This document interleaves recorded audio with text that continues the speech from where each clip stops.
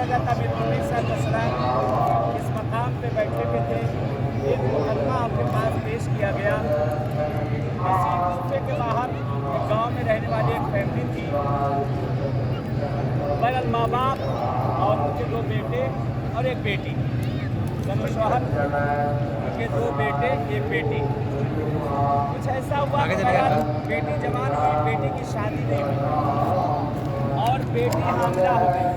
बगैर शादी के हम न ठहर जाना है बगैर हर दिखाए भाई शादी के जो सारे आसार जो बयान होते हैं वो हामिला हो गई।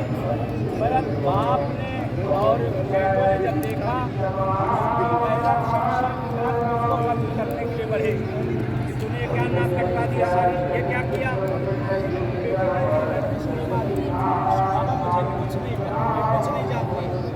अगर नहीं मालूम तो मुझे नतीजा क्या हो, ये क्या है काम, मैं कुछ नहीं जानती, अल्लाह है मुझे कुछ नहीं पता।